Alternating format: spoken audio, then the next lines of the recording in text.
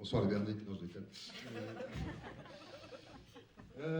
Eh bien merci d'être venus. En grand nombre, je vais m'asseoir, peut-être j'ai l'air con de vous. Merci à tous d'être venus.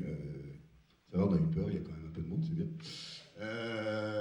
Les enfants de tempête, on s'est monté il y a 1 an et demi maintenant pour cette vaste cause qui nous inquiète tous et à juste titre du logement et comment une population va être exclue de son territoire, et c'est déjà un peu le cas, et qu'il faut absolument qu'on trouve des solutions, puisque les pouvoirs publics, pour l'instant en tout cas, n'ont pas l'air de vouloir trop répondre.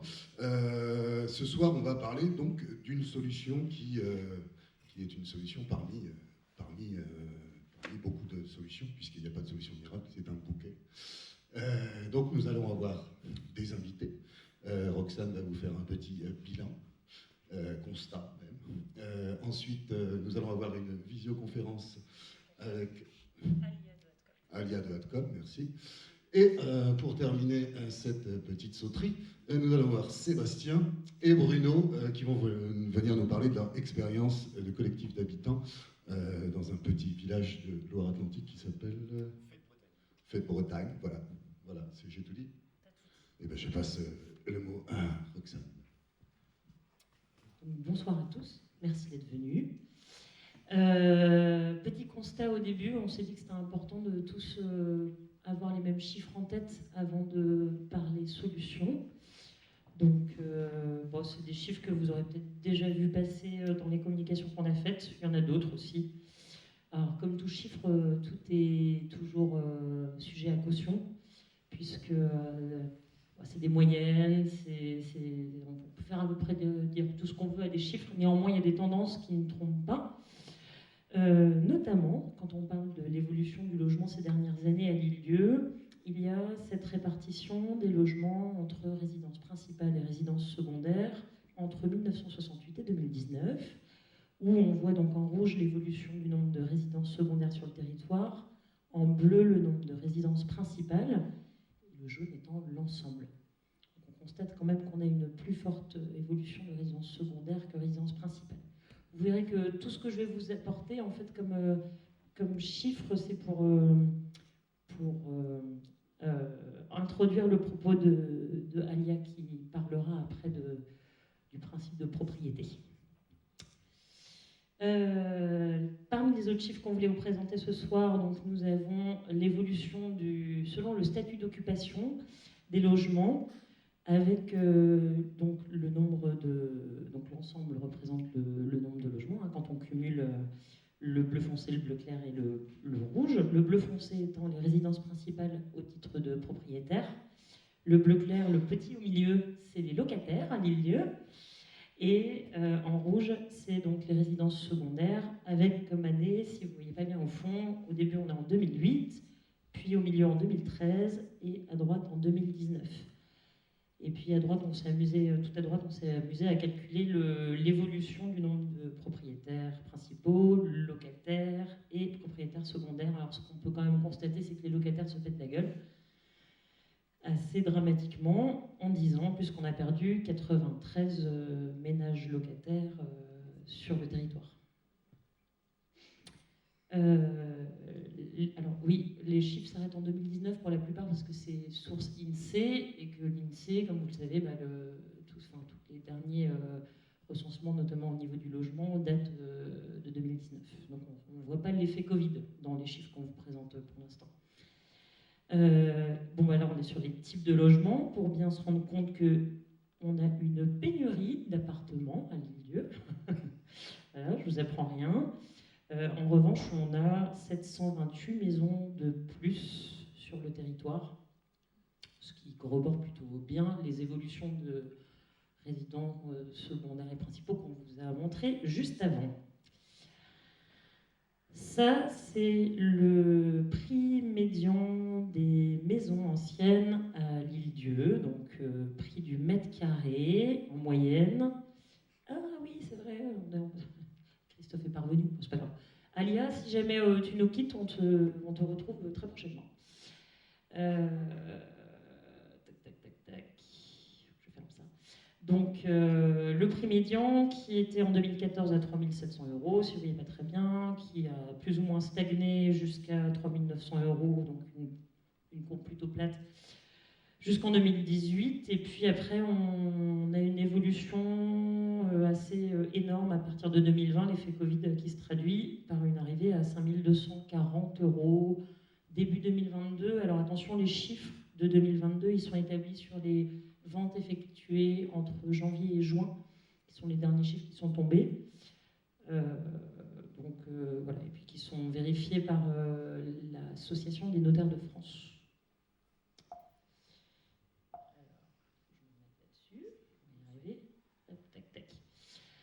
Ça, c'est le nombre de maisons qui se sont vendues en un an, entre le 1er juillet 2021 et le 30 juin 2022. Donc voilà, la toute dernière année. Ce qui est intéressant par rapport à ces ventes-là, c'est que donc on se rend compte que 98 maisons ont été vendues sur l'année qui vient de s'écouler. Pour un montant qui est estimé à 50,7 millions d'euros. Alors pour vous expliquer le calcul, en fait, on a répertorié les annonces, enfin pas les annonces, les ventes des valeurs foncières de l'État qu'on a réussi à identifier.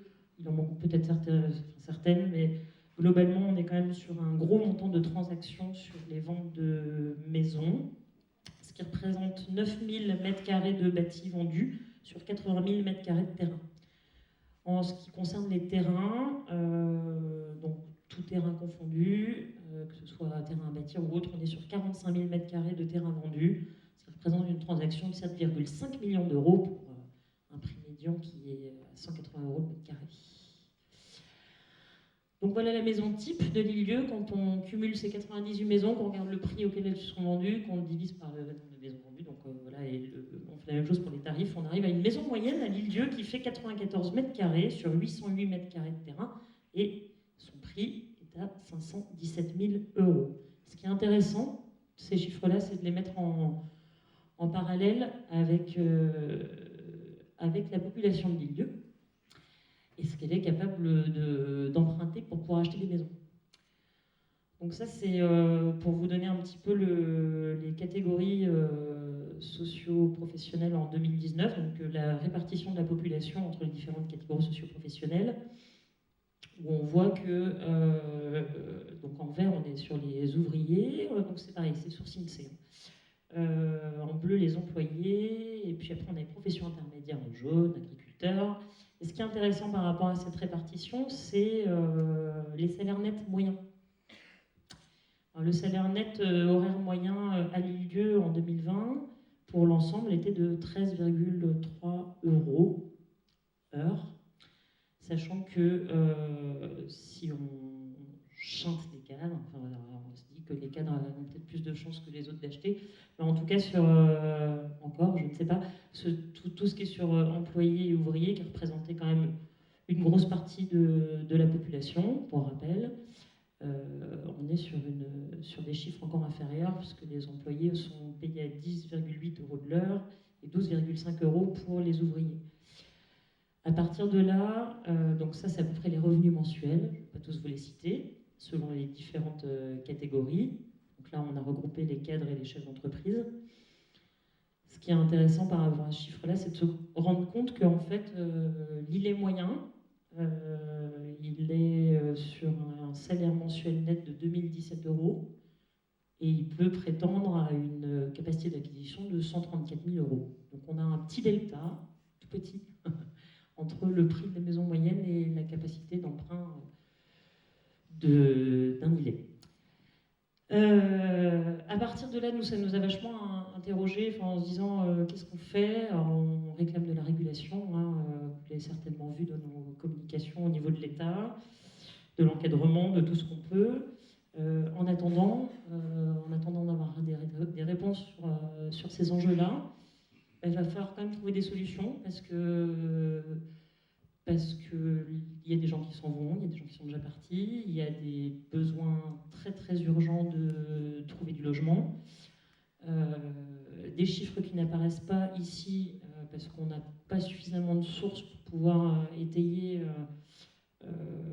des chiffres, c'est sur les prix de la construction, qui sont quand même très hauts à Lille-Lieu, sans parler des pénuries de main-d'œuvre. On cumule à peu près tous les obstacles possibles et imaginables pour réussir à imaginer des solutions. Néanmoins, dans ce qu'on est allé voir ailleurs, de ce qui se faisait, de comment les gens arrivaient à créer du logement qui sorte de la spéculation immobilière, qui arrive à recréer de la solution là où il n'y en a plus. On a identifié une piste qui nous plaisait bien, qu'on voulait vous présenter aujourd'hui, qui sont donc les coopératives d'habitants. Donc pour nous en parler, nous recevons donc Alia. Est-ce que Alia est là? Oui. Ouais, moi un peu moins bien que tout à l'heure, mais c'est pas grave. Le plus important, c'est que vous m'écoutez pendant cette phase-là. Je vais voir si je peux partager du coup. Impeccable. Vous voyez mon écran? Ouais. Eh ben c'est parti. Alors, moi je vous vois plus par contre. Je vois pas plus la salle, donc les réactions, etc. J'ai que mon écran. C'est pas super pratique. Donc bonsoir tout le monde. Comme disait Roxane, l'idée des coopératives d'habitants, en fait, on dit que souvent c'est la troisième voie vers l'habitat, c'est à la fois être propriétaire et locataire. Et donc, on va voir qu'est-ce que ce mode d'habitat, c'est quoi ses valeurs, comment il s'organise et en quoi il peut être une réponse au contexte de l'île-Dieu, le contexte dont a parlé Roxane. Donc déjà, pour commencer, je vais me présenter rapidement. Donc moi, c'est Alia Guéhed, je suis salariée et accompagnatrice des coopératives d'habitants. Je travaille pour l'association L'Atelier des coopératives d'habitants ATCOP, qui a pour but de faire le plaidoyer, la promotion et l'accompagnement des coopératives d'habitants en Nouvelle-Aquitaine. Donc voilà, nos missions sont faire des journées de formation, on fait des événements de sensibilisation et quand il y a des projets qui souhaitent se monter en coopérative d'habitants, eh ben, on les aide. Alors, qu'est-ce que c'est que la coopérative d'habitants? La coopérative d'habitants, c'est... Oui, vous m'entendez? Oui, oui, très bien. Ouais. Donc la coopérative d'habitants, c'est un mode d'habitat qui se retrouve un peu à l'intersection de deux mouvements. Il y a déjà d'un côté le mouvement de l'habitat participatif et de l'autre côté le mouvement coopératif. Donc qu'est-ce que c'est que l'habitat participatif?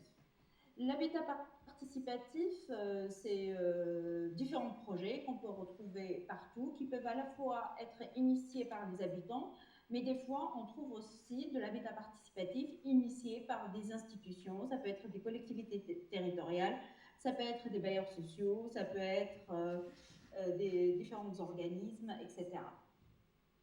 Mais quel que soit l'initiateur de ce projet, on retrouve trois caractéristiques.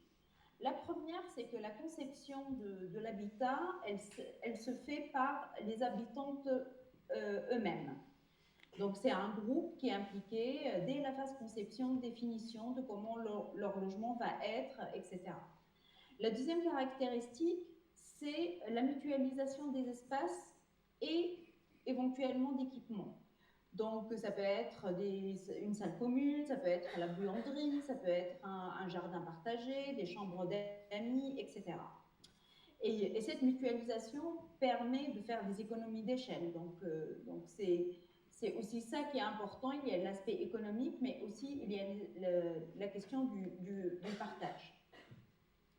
Et enfin, la troisième caractéristique, c'est que ces parties ou tout cet habitat est géré par les habitants eux-mêmes. Donc ça, on le trouve dans toutes les trois caractéristiques, on les trouve dans tout habitat participatif, quelle que soit sa nature. Et maintenant, on va présenter, on a dit que les coopératives, c'est l'intersection de l'habitat participatif et du mouvement coopératif. Le mouvement coopératif, lui, il ne touche pas que l'habitat. Le mouvement des coopératives, il touche tous les domaines de la vie. Donc, on trouve des coopératives agricoles, on trouve des coopératives dans le domaine bancaire, dans le domaine des supermarchés, des regroupements d'achats, voilà, dans tous les domaines de la vie. Mais on a 7 principes qu'on appelle les principes de la coopération, qui sont l'adhésion volontaire et ouverte à tous et toutes, un pouvoir démocratique exercé par les membres, et cela signifie une personne égale une voix, peu importe l'argent qu'on mène dans un projet. La participation économique des membres, donc pour devenir membre d'une coopérative, il faut ramener de l'argent et le montant, ça peut être juste acheter une part sociale, parce qu'en fait une coopérative c'est une société. Cette coopérative doit avoir une autonomie, une indépendance, c'est-à-dire ses décisions sont elle-même qu'elle les définit, c'est le comité de gestion ou en fonction de sa nature, c'est vraiment ses membres qui la gèrent, et elle est pas, on ne peut pas interférer dans les prises de décision, ni l'État, ni la banque, ni personne d'autre. Le 5e principe, c'est éducation, formation et information. C'est-à-dire, l'idée là, c'est que toutes les personnes qui font partie de la coopérative, l'idée qu'au moment où ils gèrent la coopérative et qu'ils décident, ils le font en connaissance de cause. Donc, l'idée de s'éduquer entre membres, de passer l'information est un enjeu très très important. Et aussi, l'idée de la coopérative, à la base, c'est aussi comment aider collectivement à ce qu'on monte en compétences et on peut tous gérer ensemble. Enfin, les 2 autres points, là, tout ce qu'on a vu pour l'instant, les 5 premiers principes, c'est vraiment les principes qui sont à l'intérieur d'une coopérative. Mais ça suffit pas. Il faut qu'il y ait de la coopération entre les coopératives, donc privilégier vraiment de travailler avec les autres coopératives. Et quand on fait ça, après la dernière chose, c'est comment on va aussi faire un engagement vers la communauté, c'est-à-dire comment on va essayer d'influencer le reste de la société avec ces principes-là et créer un peu une émission vers la coopération. Donc les coopératives d'habitants, vraiment, ils prennent les 3 caractéristiques de l'habitat participatif et les 7 principes de la coopération. Et donc, on trouve tout ça, hein, donc les 3 qu'on a nommés déjà, mais 3 nouvelles choses qui vont sortir. La première, c'est que la coopérative, c'est une propriété collective. Ça veut dire quoi? C'est-à-dire, une coopérative, c'est une société. Les habitants vont être propriétaires de parts sociales de cette coopérative et non du logement. Et le logement, ils vont être locataires de leur logement. Donc, ils vont avoir double casquette. La deuxième, c'est la démocratie. Donc, une personne égale une voix, indépendamment des apports en capital. Donc, une personne peut ramener 1 000 € et occuper le plus gros logement, parce que voilà, c'est ça, ses moyens. Et elle a la décision, elle est comme l'autre personne qui a ramené peut-être 50 000 € pour occuper un 30 mètres carrés. Donc vraiment, il y a une réelle déconnexion entre l'apport qu'on apporte, le logement qu'on va occuper, et de toute manière, quel que soit le logement qu'on occupe ou quel que soit l'apport qu'on fait, on a une voix. Voilà. Enfin, le point aussi important, c'est que la coopérative d'habitants est une des solutions qui permet de déconnecter le bien du marché immobilier. Elle est une des solutions parce qu'il y a aussi le locatif social, donc le logement porté par des bailleurs sociaux en location, et d'autres sortes comme le bail réel solidaire ou d'autres solutions, mais il n'y en a pas beaucoup. Donc pourquoi la coopérative permet de déconnecter, d'avoir la déconnexion avec le marché? Parce que, en fait, elle déconnecte les parts sociales ou l'argent qu'on a apporté avec le marché. C'est-à-dire le jour où on a apporté au début une somme d'argent, et au moment où on part, on récupère cet argent, modulant un peu l'inflation, mais ce n'est pas réévalué en fonction du prix du marché. Aussi, si jamais un jour la coopérative, pour X raisons, décide de vendre son bien, si la coopérative fait une plus-value, cet argent ne peut pas être distribué entre les membres. Donc, il n'y a aucun intérêt lucratif individuel dans la coopérative d'habitants. Donc, toute envie de vendre ou faire pour varier le marché, elle est vraiment freinée. Donc voilà. Donc là, ça reprend les valeurs de la coopérative d'habitants. Il y a beaucoup de choses qu'on a déjà dites. Donc c'est vraiment une des premières choses, cette déconnexion avec le prix du marché, avec le marché, fait que notre rapport à la propriété change complètement. Déjà, on n'est plus propriétaire des murs de l'appartement qu'on occupe. L'argent qu'on ramène ne correspond pas à ce qu'on va occuper. Et en plus, on ne peut pas faire une plus-value, etc. Donc vraiment, le rapport à la propriété change complètement. Il y a la mutualisation des espaces, on l'a dit, participation à la conception et au fonctionnement. Donc vraiment, la base de la coopérative, c'est comment on va répondre aux besoins des habitants, à l'usage. On va mettre ça vraiment au centre de l'habitat, de l'habiter, retrouver vraiment cette notion de l'habiter qui devient centrale dans la coopérative. L'idée aussi, c'est fournir l'accès à l'usage des logements à prix coûtant, puisque déjà, le logement n'est pas influé par le prix du marché. Il n'y a pas d'intermédiaire, c'est-à-dire il n'y a pas des promoteurs, il n'y a pas de marge promoteur, etc. Donc l'idée, c'est vraiment que la coopérative offre à ses habitants des logements au prix coûtant, le prix de production de ces logements. Et comme tout le principe, c'est comment on maintient ce prix sur le temps long, tout au long de la vie de la coopérative. Donc l'idée, c'est la garder pendant 100 ans, 200 ans, le plus possible. Voilà. Il y a une préoccupation très importante dans les projets des coopératives, c'est comment on peut intégrer la dimension écologique et environnementale, même si ce n'est pas toujours évident, notamment sur des contextes où le prix de construction est très très tendu. Des fois, on va essayer de trouver un équilibre, mais en tout cas, l'envie est là. Et enfin, un autre préoccupation, c'est comment on va sécuriser le projet et l'opération pour tout le monde. Et là, on va voir, la coopérative va mettre des mécanismes pour assurer que même s'il y a des accidents de la vie chez certains habitants et habitantes, on va pouvoir pallier à ça, au moins pendant un moment, parce qu'on a sécurisé le projet, qu'on a mis des réserves, etc.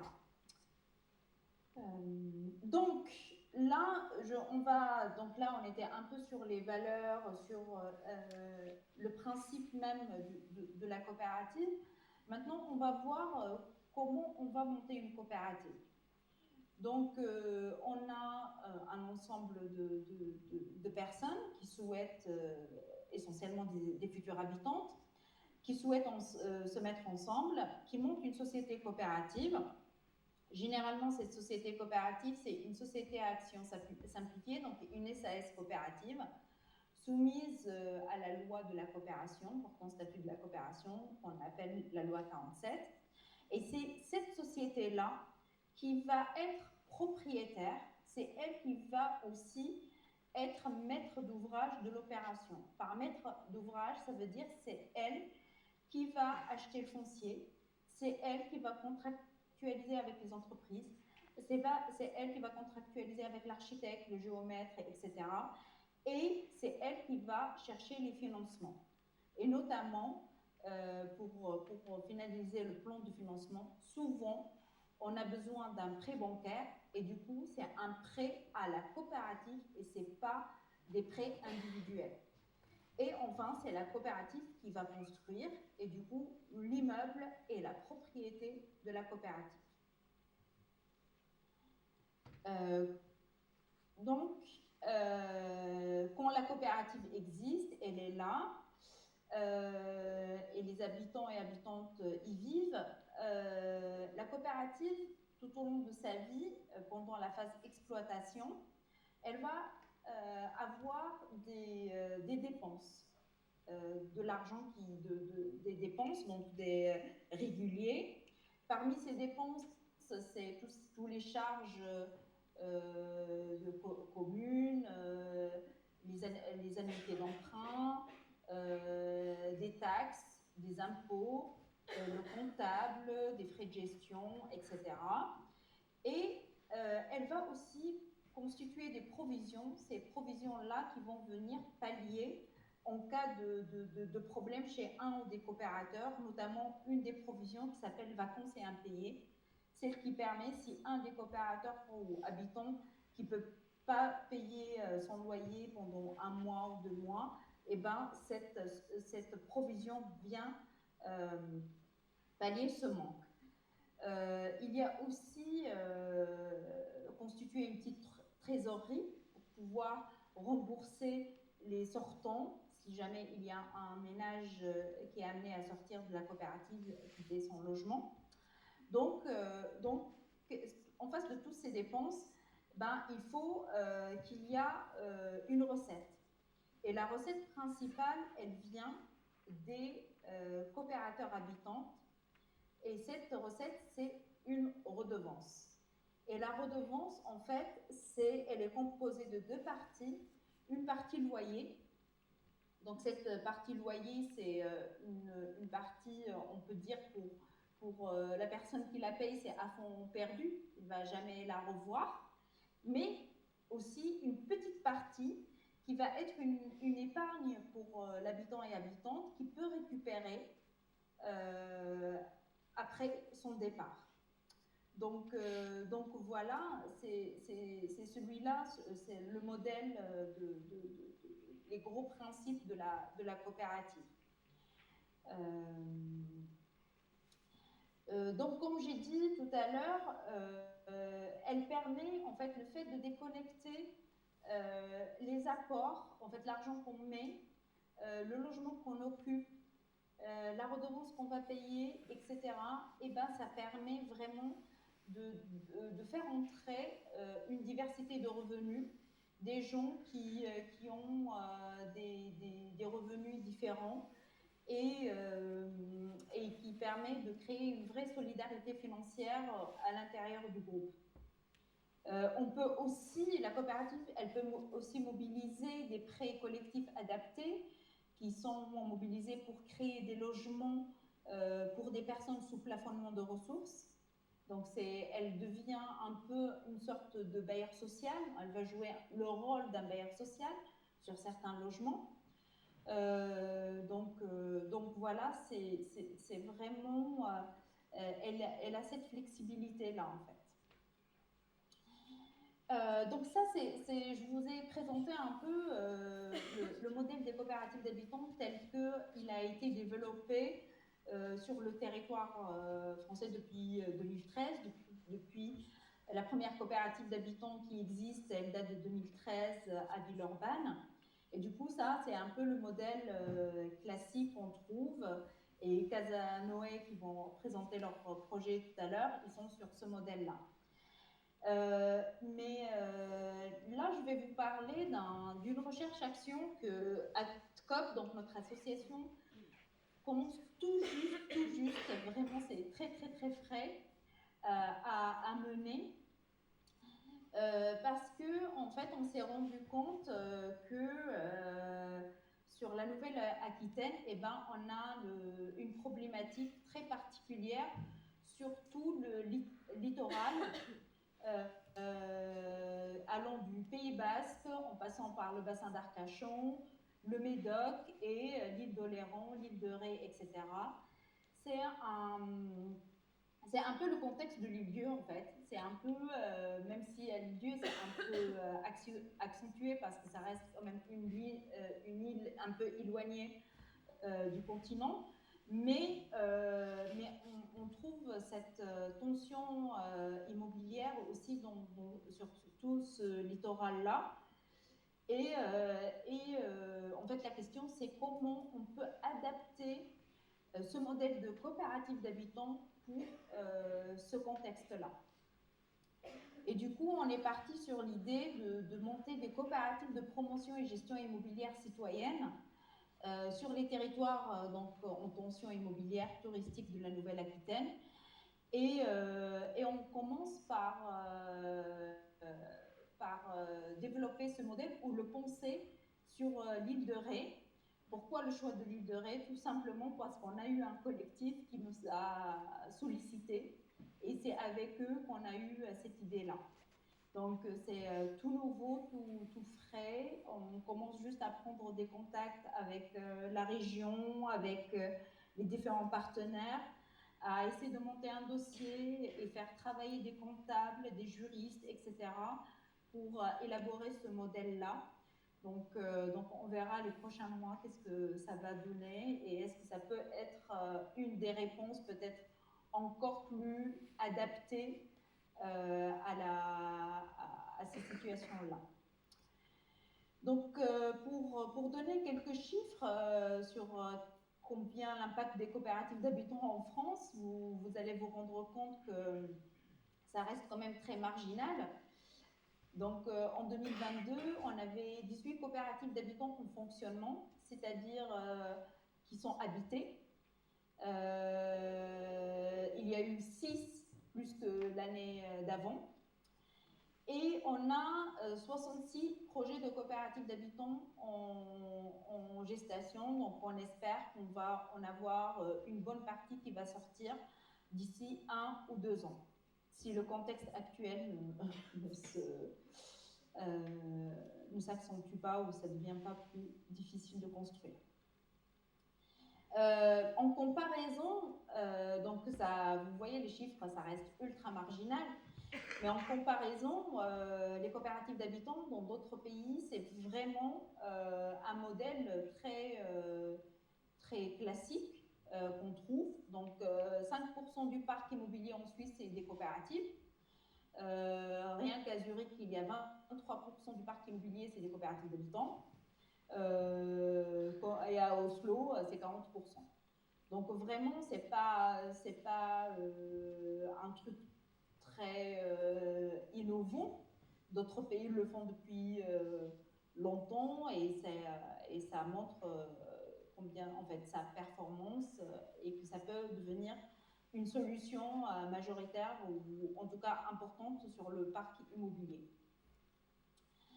Je voulais dire quand même un petit mot parce que sur la Fédération française des coopératives d'habitants, parce que du coup, tous ces coopératives d'habitants existantes en France, aussi notre association et d'autres associations, on est regroupés autour d'Abicop, qui fédère tout ce mouvement-là et qui a pour objet vraiment de faire des actions de plaidoyer auprès des institutions pour lever les blocages qui existent encore.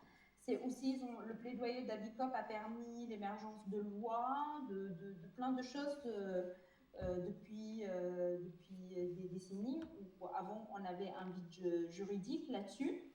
Elle permet aussi de former les accompagnateurs, des élus, des techniciens, des communes, etc., sur comment on crée, comment on monte des projets de coopératives d'habitants. Et elle a aussi des ressources juridiques et financières qui sont mises à disposition des groupes projets. Donc vraiment, c'est un peu la référence du mouvement. Est-ce que vous avez des questions en l'état ou est-ce qu'on laisse Casanoë enchaîner pour nous présenter du coup une version un peu concrète d'un projet qui est en gestation plus qu'avancée? Ça vous va? Ou vous avez des questions vraiment techniques à ce niveau-là? Non? Bon, alors on va continuer. Bonsoir. Donc moi c'est Bruno. Donc je fais partie du groupe d'habitants Casanoë à Fête Bretagne, donc une coopérative d'habitants. On est ravis d'être avec vous parce que on aime bien Lille. Mon voisin connaît très bien Lille. Moi je connais un petit peu. Et on est toujours content de revenir ici et on est assez sensible à cette question qu'on sait très, très forte, comme ça a été présenté, sur les îles et sur le littoral. Si vous n'avez pas tout retenu de la présentation d'Alia, qui était pourtant très claire, c'est normal. Nous, on a mis plusieurs années avant de comprendre exactement le fonctionnement, parce que propriétaire-locataire, dès qu'on change un peu de cette séparation, c'est toujours compliqué à aligner, savoir l'argent qu'on met, qu'est-ce qui vient, pourquoi, comment, etc. Donc c'est normal si c'est compliqué au départ pour ceux qui découvrent un petit peu les coopératives. Donc on va essayer de vous montrer comment sur voilà, un projet, il s'est mis en place et à quel rythme et avec quelles difficultés.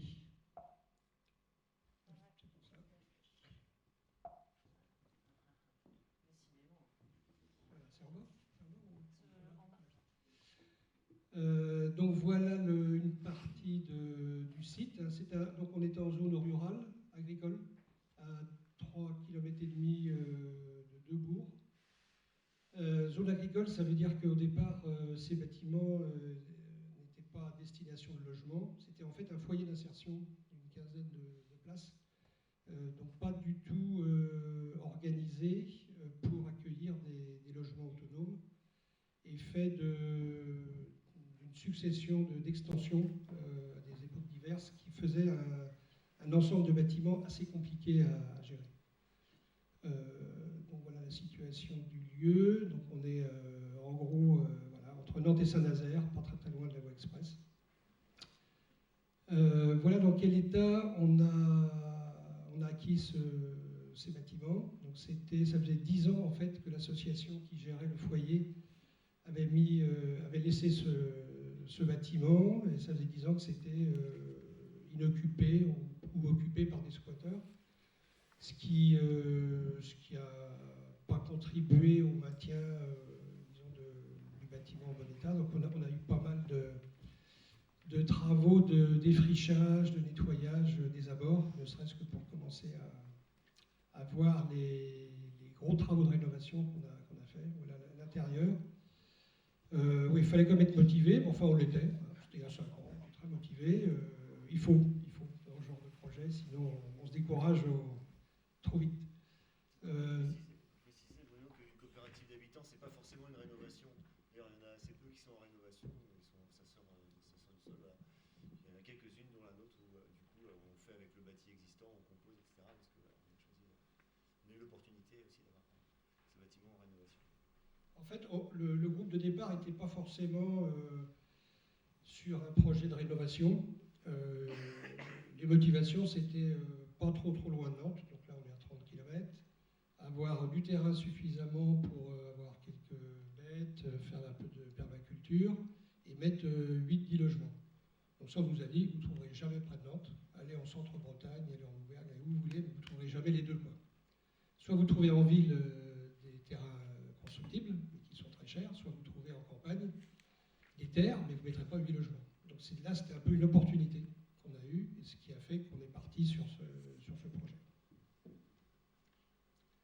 Donc voilà aujourd'hui où on en est au niveau des travaux. Donc en fait, on a fait, bon, on ne va pas vous détailler tous les travaux, mais le bâtiment avait plusieurs défauts, dont le fait que ce n'était pas du tout adapté pour les logements, le fait qu'il y ait des plafonds très bas et que les murs sont très épais, donc ça faisait des pièces sombres et assez pas très très agréables en fait. Donc il y a eu des espèces de grands ensembles vitrés que vous voyez au milieu, et on a insisté beaucoup sur l'isolation thermique et phonique pour que chacun dans son logement soit le plus à l'aise possible.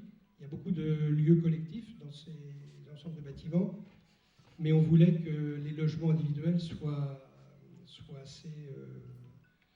que chacun se sente bien chez soi. Voilà. Donc voilà une partie du terrain, avec des belles couleurs d'automne. Voilà, cabane des enfants. Au fond, c'est un mobil-home habité provisoirement, donc par mois, pendant le temps des travaux. Ça, c'est un hangar qui existait, qui a dû être construit juste avant que l'association ferme le site, qui nous sert de base de vie. C'est l'intérêt d'avoir un bâtiment en rénovation, c'est qu'il y a déjà, enfin nous c'était le cas en tout cas, il y avait déjà un grand bâtiment qui était utilisable pendant les travaux. Et ça nous a servi, voilà, donc là c'est l'intérieur, on l'a aménagé, donc il nous sert aussi bien là c'est le coin cuisine, il y a un coin un peu plus canapé au fond, il y a des grandes tables pour déjeuner. Donc ça permet déjà de donner un peu un lieu de vie sur une zone qui vont être de travaux et donc moins sympathiques. Et notamment il y a des enfants, ça leur permet aussi de commencer un peu à construire le projet. Ça permet d'être sur place pour les réunions, bon, ça permet beaucoup de choses, et puis d'apprendre à se connaître, pas uniquement sur les travaux, mais aussi sur des moments un peu plus sympas. Alors l'historique du projet, donc ça a commencé il y a 5 ans, printemps 2017, repérage du lieu. En fait, entre le moment où on a trouvé ce lieu et les premières rencontres des premiers volontaires, disons, il y a eu 1 an à peu près. Après, en 2019, on a signé le compromis de vente. En 2020, on a obtenu le permis de construire. Je vous passe les détails, hein, c'est 2020 permis de construire, et puis janvier 2021, début des travaux. On a été impacté, comme beaucoup dans la construction, sur la période du Covid. Hein, on a perdu quasiment presque 1 an. Donc en délai, c'est 1 an, et puis en coût, ça a aussi fortement augmenté, mais ça, tous les gens qui étaient sur des projets de construction, de rénovation, c'était pareil. Et donc on espère, et même on est sûr, il faudra que coûte, on rentre l'été prochain, parce que ça ferait long sinon. C'est long à tenir quand même pour un groupe. Chacun a des échéances qui ne sont pas tout à fait les mêmes. Il y a des enfants qui grandissent. Donc on s'est dit que l'été prochain, il fallait qu'on soit dedans. Donc on va faire en sorte de le faire. Alors nos valeurs. Donc on reprend un petit peu ce qui a été présenté tout à l'heure. Disons que nous, ce qu'on a mis le plus en avant, c'est le côté intergénérationnel. Donc ça va de 35 à 67, plus les enfants bien sûr. D'avoir une vraie mixité sociale, c'est-à-dire que pour l'apport, il y a des coopératives par exemple qui vont fixer un peu un ticket d'entrée, c'est-à-dire qu'il faut mettre 20 000, 40 000, 50 000 euros de part sociale pour pouvoir à participer au projet. Nous, on a fait un peu un tour de table en disant chacun met ce qu'il peut, et puis on voit si ça fait un apport suffisant pour être crédible devant une banque. Et donc on a réussi à mettre à peu près 25% du montant total des travaux, avec des écarts énormes entre nous, hein, ça va de 1 à 1000, entre ceux qui pouvaient mettre quasiment rien et ceux qui pouvaient mettre un peu plus, avec l'idée que au fil des années, les gens essaieraient, en fonction de leur capacité, de réduire cet écart. L'idée, c'est qu'on part avec l'existant et puis on essaie d'éviter de trop grands écarts, parce que si celui qui a mis le plus s'en va rapidement, ça met en difficulté le projet. Et puis, une personne, une voix, c'est bien sur le papier. Maintenant, quand il y a des dépenses à faire, celui qui a mis 1, il se sent moins à l'aise pour faire des dépenses que celui qui a mis 1000. Donc, à un moment donné, il faut réduire un petit peu pour que chacun, au-delà du discours, se sente réellement au même niveau pour prendre une décision de dépense alors que lui a mis assez peu. Et ça prend du temps. faut de la confiance, faut croire au projet et croire en ses valeurs. Donc ça, c'était important pour nous. Parce qu'on reste à une personne une voix, ça, c'est sûr. Mais on est coopérative, donc une personne une voix. Après, chacun s'investit, c'est pareil, en fonction de sa disponibilité. Certains travaillent à temps plein, d'autres sont en disponibilité complète, d'autres à temps partiel. Donc il n'y a pas d'exigence que chacun passe une journée par semaine, une journée par mois. C'est chacun fait en fonction de ses capacités. Donc c'est pareil, c'est une question de confiance. On ne comptabilise pas le temps passé pour le collectif. Après, si on a l'impression que quelqu'un prend beaucoup de vacances, ne vient jamais, c'est un sujet qui peut être abordé pour dire j'ai l'impression que tu n'es pas trop investi dans le projet, il y en a qui passent beaucoup de temps et tout leur temps libre, ça déséquilibre un petit peu. Ça fait partie des sujets qu'on peut être amené à aborder. Ça n'a pas été trop le cas jusqu'à présent.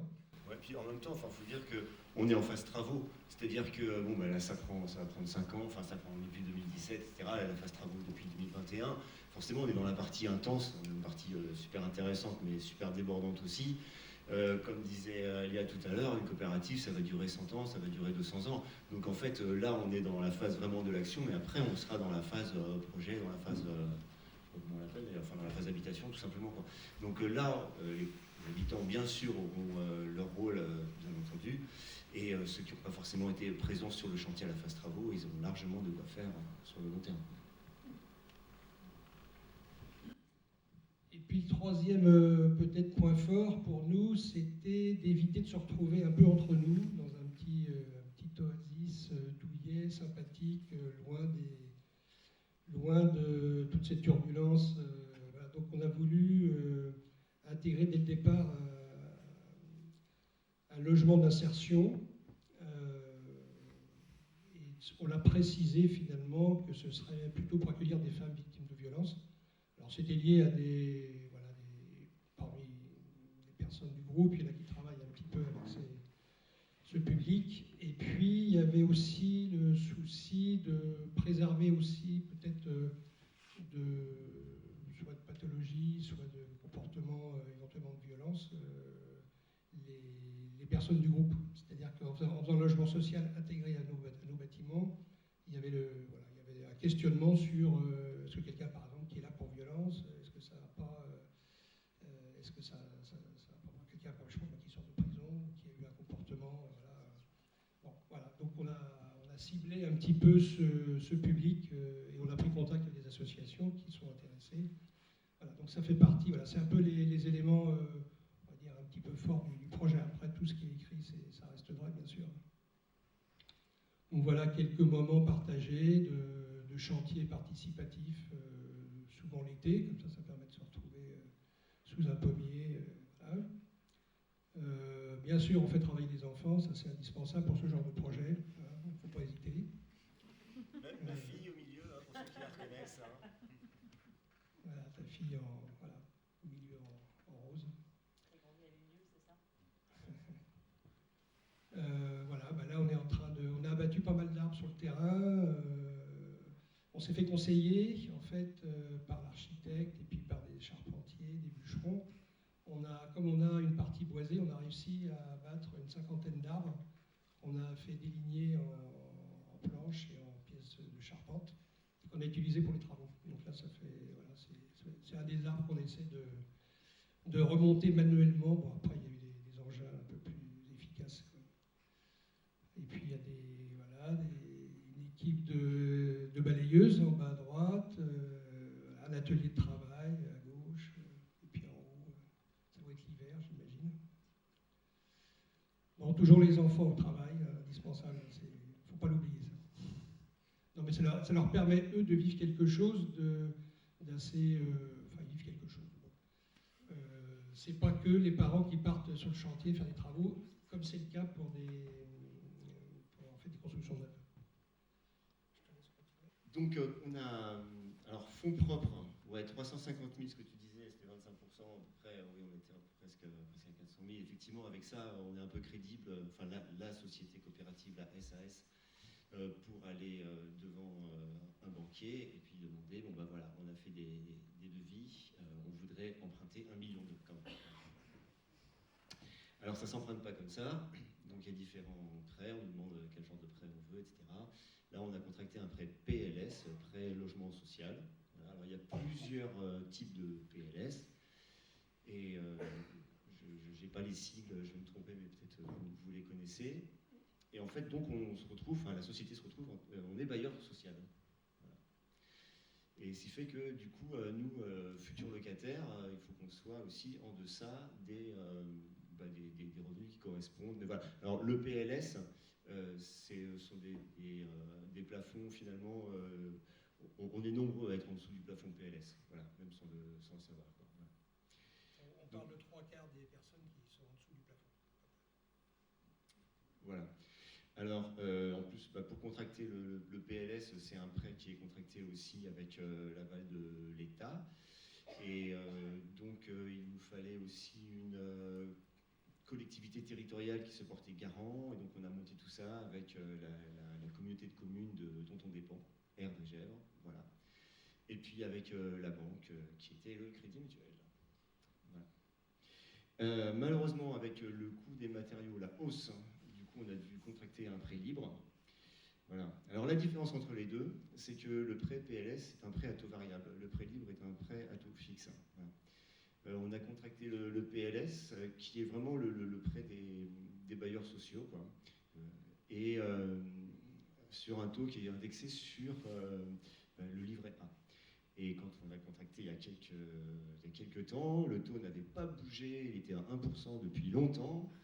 Voilà. Et donc, depuis qu'il monte, en fait, nous, on voit aussi nos loyers, nos redevances qui vont monter aussi. Voilà. Donc, finalement, aujourd'hui, même s'il y a des futures coopératives qui viennent nous voir pour du conseil, on hésite à leur dire dirigez-vous vers le prêt PLS. Voilà. On sait pas. C'est un prêt à taux variable, il faut le savoir. Pardon? Indexation sur le livret A, ça va. Sur le livret A, ça va? Ouais, si tu veux. Ça va, mais par exemple, sur un exemple de loyer de 600 €, les récentes augmentations du livret A fait que le loyer passe à 660. C'est-à-dire que ça va très vite. Oui. Ça va très vite à monter sur le loyer. Le livret A n'a pas augmenté de 10%. Mais non, mais c'est pas ça. Mais c'est un mécanisme qui c'est indexé sur le livret A, mais pas directement. C'est un mécanisme avec une équation qui fait que un demi-point du livret A, c'est plusieurs pourcents sur le loyer, quoi. C'est démultiplié, quoi. Ouais, c'est ça. Ah oui, si ce serait 1,5 ou 2%, ce serait absorbable. Mais c'est pas le cas. Là, nous, par exemple, en un an, ça a pris. Il n'est pas indexé sur le livret A, il est indexé sur autre chose. Il est indexé sur un mécanisme qui est lié au livret A. Voilà. Pour être plus précis. C'est la question, c'est toujours la question de l'échelle. C'est-à-dire, une coopérative ne peut pas répondre à la problématique foncière. Par contre, le prix du foncier, est-ce que c'est le prix du foncier qui fait le prix immobilier ou c'est le prix immobilier qui fait le prix du foncier? Eh bien, la réponse est contre-intuitive, mais c'est le prix de l'immobilier qui fait le prix du foncier. C'est-à-dire, si on arrive par plusieurs mécanismes, et ce n'est pas que la coopérative toute seule qui va y répondre, c'est plusieurs mécanismes les uns avec les autres, qu'on peut freiner la spéculation immobilière, c'est-à-dire arrêter l'augmentation du prix immobilier, et ben, en fait, on va arriver à influer sur le prix du foncier. Et comme ça, on peut recommencer la construction. Donc, en fait, du coup, en fait, on est dans une conjoncture impossible aujourd'hui, et les coopératives que j'accompagne rencontrent les mêmes problématiques que Casanoë en ce moment. Effectivement, le livret A est en train d'augmenter, mais je suis d'accord, il va pas autant augmenter que l'inflation. Donc, on va voir comment les prochains mois vont se profiler. Mais la question aujourd'hui, peut-être c'est pas une réponse tout de suite qui est valable ou qui peut être tout de suite comme si c'était c'est pas un pansement, elle va pas répondre à toute la problématique aujourd'hui, mais si on arrive à faire par effet d'échelle des projets antispéculatifs, eh ben, en fait, on arrivera à quelque chose à moyen et à long terme. Et c'est pour ça qu'on parle vraiment du logement abordable sur le long terme. Donc, en fait, Casanoë ou d'autres Aujourd'hui, ils sont en train aussi, non seulement sur leurs propres projets, la vie collective, etc., mais ils commencent à envisager comment on va produire, freiner la spéculation sur le long terme. Donc c'est vraiment des projets politiques sur la ville et sur, donc sur cette tension sur des décennies et sur les générations futures. Donc on est arrivé aujourd'hui à un contexte qui, du coup, qui touche un peu à son paroxysme à l'île Dieu ou à l'île de Ré ou au Pays Basque.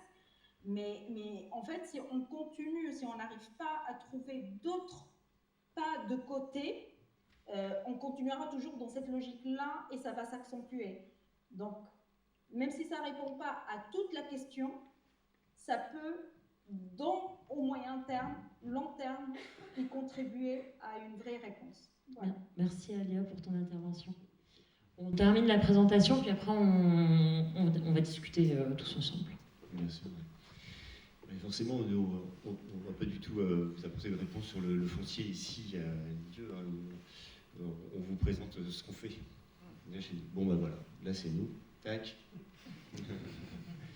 Chantier de rénovation, bon, on est passé sur les bâtiments déjà tout à l'heure, quoi. On a parlé de la rénovation. Ça c'est un dessin d'architecte de ce que ça pourrait être. Voilà, c'est bien sur le dessin. Je pense pas, il y a du monde qui est passé par là, un architecte, il y a même des paysagistes, etc. Il faut déjà qu'on arrive à boucler notre budget et nos travaux, parce que voilà, c'était plutôt été dans cet état-là. Voilà. Là, on voit un atelier collectif. Alors, l'atelier fait partie des parties communes. Alors, les parties communes, elles sont nombreuses chez nous. Comme l'a dit Bruno, il y aura un lieu pour accueillir des personnes. On aura aussi des chambres d'amis qui sont parties communes. On aura des buanderies, ce qu'on appelle local vélo. On a aussi la salle commune que vous avez vue, la grande salle. On a l'atelier, etc. Mais tout ça pour dire que c'est de la superficie. Donc, la superficie, c'est du coût. Mais que ce coût est, pour nous, impacté sur nos loyers. Voilà. Enfin, sur nos redevances. Ce qu'il a appelé tout à l'heure les redevances, c'est, je rappelle, donc, la part loyer plus ce qu'elle a appelé épargne et que nous, on nomme part acquisitive. Voilà. Bon, après, tout ça, ce sont des choix. Hein. Il y a plein de modèles qui existent. Parce que finalement, nous, le modèle qu'on a choisi, dans ce que vous voyez, par exemple, excusez-moi, je reviens en arrière, par exemple, là, enfin, voilà, c'est qu'on habite à la campagne, certes, mais on est en appartement. On est regroupés les uns sur les autres. À la campagne. Voilà, il y a plein de gens qui ont dit ben non, mais sur la campagne, c'est pour avoir une grande maison, être au vert, avoir du terrain, etc. Alors, le terrain, on l'a, le terrain, il est commun, justement. Mais après, ce sont des choix aussi perso. Ce sont des choix de dire, voilà, comment est-ce que moi, je peux réduire mon impact environnemental? Comment est-ce qu'on peut mutualiser les ressources d'énergie, collectiviser le chauffage, l'électricité, etc. Voilà, c'est en habitant ensemble. Alors après, habiter ensemble, ça peut aussi être chacun dans une maisonnette et avoir un terrain commun au milieu. Voilà. Mais nous, alors forcément, on a choisi aussi, on s'est prononcé sur ce bâtiment existant parce que ça répondait aussi à ce qu'on voulait. C'était finalement pouvoir réduire notre impact, quoi. Donc on est en appartement à la campagne. Et donc on est loin, effectivement, de la maison type de Lilieu, 94 mètres carrés sur 800... des travaux, de l'isolation, etc. Ce qu'il y a, c'est qu'on essaye en plus... Alors, le projet a coûté cher, hein, enfin, est en train de coûter cher, 1,6 million. On fait vraiment avec des matériaux biosourcés, on rénove tout à zéro, là c'est fait pour tenir 80, c'est fait pour tenir 100 ans. Hein, voilà. On pense déjà au recyclage des matériaux avant de les acheter, etc. Bon, alors là, on a fait même une petite maisonnette, carrément on l'a reprise à zéro. Quoi. Alors là, celle-là, elle est complètement écolo, en bois, isolation paille, avec des enduits terre, une dalle en pouzzolane, etc. La tomette avec de la terre locale, juste un bouton, etc. L'ouverture sur l'extérieur, on a déjà parlé du risque en habitant comme ça, de vite tomber dans l'entre-soi. Voilà. Donc, ressources sur l'extérieur. Donc, il y a déjà des réunions avec des acteurs locaux, des collectivités territoriales, des mairies, etc., qui se font aussi, qui interviennent aussi chez nous, parce qu'il y a des discussions sur l'habitat léger, sur l'habitat réversible, etc. On fait des fêtes, voilà. On fait des chantiers participatifs. Mais en tout cas, quand on sera, on fait des fêtes. Difficultés rencontrées. Tiens, vas-y, Bruno, je te laisse. Ben, la première difficulté, c'est que le statut de coopérative d'habitants est peu connu des partenaires des institutionnels. Donc il faut à chaque fois expliquer. On ne tombe jamais dans les bonnes cases. Par exemple, pour tout ce qui est subvention énergétique, on passe à côté. Parce qu'on n'est ni propriétaire, ni société. Alors on est société, mais société dont les actionnaires vont habiter les logements qu'ils sont en train de rénover. Donc ça ne peut pas. On soit un investisseur qui investit pour d'autres personnes. Donc on passe à côté de beaucoup de choses. Donc il faut un peu se battre auprès de toutes les institutions. Donc ça, c'est une difficulté. Période Covid, comme tout le monde, on a perdu un an. Taux de livret, on n'en reparle pas. Vous aborderez ça dans le débat après. Vigilance à l'épuisement de l'équipe. Quand je vous dis qu'il faut qu'on occupe les logements l'été prochain, c'est que ça fera 6 ans. C'est bien, 6 ans c'est bien, pas plus. Après, il y a des familles qui pourraient partir, ou des tensions qui viendraient, ou ça arrive. Donc on sent bien, nous on a déjà passé pas mal d'énergie sur ce chantier, il va falloir qu'on en profite un petit peu aussi. Et attention à ne pas voir trop grand, c'est peut-être un petit peu notre cas. C'est-à-dire qu'une grosse rénovation comme ça, c'est quand même très lourd. On s'est mis pas mal de chantiers à notre charge, chantiers participatifs. Alors c'est très intéressant, ça baisse le coût. On apprend beaucoup sur le bâtiment. On a trouvé des entreprises, certaines en tout cas, qui ont accepté de nous prendre un peu comme apprentis sous leur responsabilité. Ce qui veut dire qu'on a... on a participé pendant 2 ans en fait, sur ce chantier avec eux. Qui voulaient bien quand même nous garantir leur garantie décennale, quoi. Que ce soit nous. Voilà.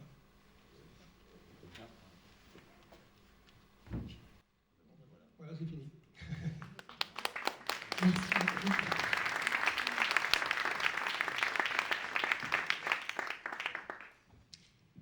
Alors la suite, c'est vous qui l'écrivez. Juste pour conclure par rapport à tout ce qui s'est dit, nous, le plan qu'on voit, c'est que on a 10 ans d'avance, dans le sens où il n'y a pas beaucoup de coopératives qui existent en France, qu'on va vers un modèle émergent, qu'aller vers un modèle émergent, comme tu disais Bruno tout à l'heure, des fois on se casse les dents sur des décrets pas parus, sur des institutions qui ne sont pas encore prêtes. C'est sûr que c'est plus facile certainement de faire de la coopérative d'habitants à Oslo, là, aujourd'hui. Mais après, il y a un tel besoin de créer du logement maintenant qu'on pense que ça vaut le coup de se poser la question de savoir si c'est pas une solution hyper intéressante pour l'avenir de l'île, dans le sens où on a le choix, soit on continue sur la propriété individuelle, on va toquer à la porte de l'État à tout bout de champ pour essayer de faire baisser le prix du foncier, le prix de l'immobilier, tout ce qu'on peut. On l'obtient. Alors ça veut dire que les gens qui ont acheté récemment, pas de chance pour eux, ils ont perdu un peu d'argent.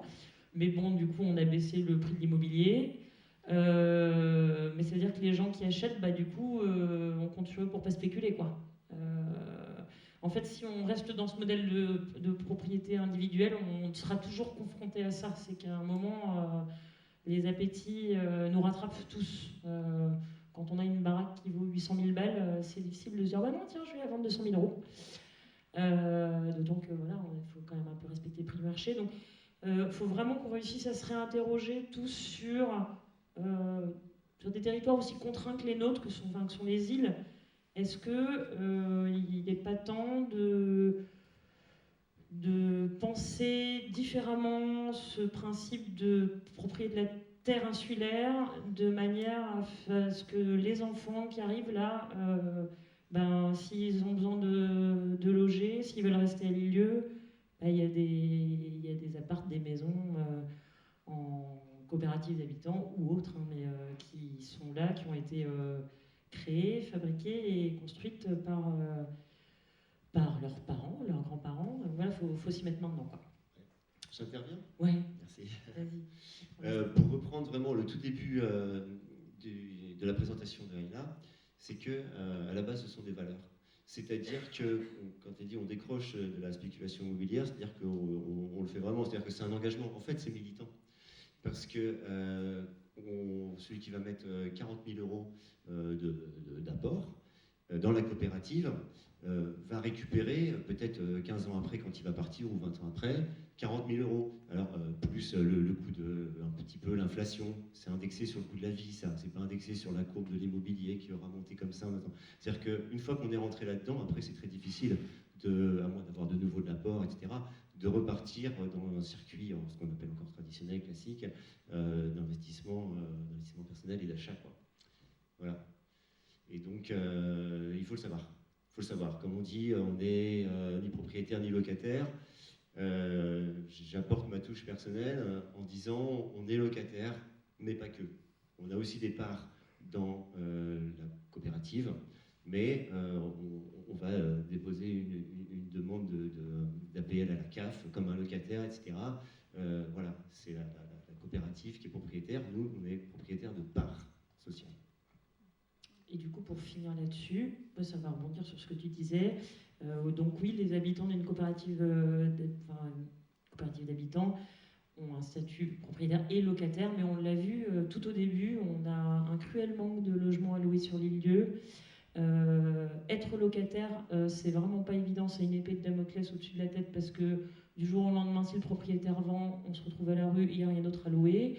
Une coopérative d'habitants, il n'y a aucune chance que, sauf si vraiment tout le monde se met d'accord pour la quitter, il n'y a aucune chance que demain elle décide elle ne peut pas vendre parce qu'elle va faire une énorme bascule en mettant à la rue ses habitants. Donc c'est aussi, je pense, une responsabilité collective de se dire notre territoire manque cruellement de logements pour les générations actuelles et futures. Donc je pense qu'on a une urgence sur les lieux, là, c'est de créer du locatif. Alors on pourrait attendre de se dire que ça peut être à l'État, département, mairie, etc., de construire ce locatif qui manquait les lieux. Le problème, c'est que, comme nous tous, particuliers, ils ont les mêmes pénuries de main-d'œuvre, les mêmes problèmes de. Enfin voilà, c'est un peu compliqué pour tout le monde de construire. Le gros avantage, nous, qu'on voit dans la coopérative d'habitants, c'est de dire on confie aux habitants aussi le rôle de. On se débrouille, quoi. C'est-à-dire on construit nos logements, quoi, à un moment. On n'attend pas que le système nous les fasse, parce que le système est un peu bloqué. Et alors oui, il y aura certainement des difficultés dont on va parler maintenant, mais on y voit quand même un peu d'espoir. Voilà. Est-ce que vous avez des questions, des interventions, des interrogations? Allez-y. Et c'est Yann, derrière vous, à droite, qui a le micro pour vous. Je voulais juste savoir, est-ce qu'il y a d'autres coopérateurs que ceux qui vont habiter dans les lieux? Oui. Oui. Ouais. On a la chance d'avoir des apports de coopérateurs extérieurs, tu vois, c'est sur la dernière ligne là. Voilà. Ouais, je vais compléter. Ou Alia, c'était encore là? Oui, je suis là. Sur les collèges non coopérateurs ou sur les bailleurs sociaux qui peuvent aussi intervenir, ou les mairies ou... Alors, tout dépend de... Et c'est là où c'est particulier parce qu'on vous a présenté un peu le principe générique, mais après, tout dépend de l'objet de la coopérative. Donc là, on entre dans plusieurs nuances. Mais pour rester un peu, donc tout dépend de l'objet de la coopérative. Mais oui, on peut avoir des coopérateurs extérieurs, des coopérateurs qui sont là pour soutenir un projet. On peut avoir des coopérateurs investisseurs aussi, c'est-à-dire que c'est des personnes qu'on va rémunérer leur apport. Après, bon, vous imaginez bien que le principe dans la coopérative, on ne rémunère pas comme les les entreprises du CAC 40. Donc voilà, on est limité aussi sur le taux de rémunération. Mais effectivement, il y a toutes ces possibilités-là. Merci beaucoup. Oui, Alain. Oui, bonsoir.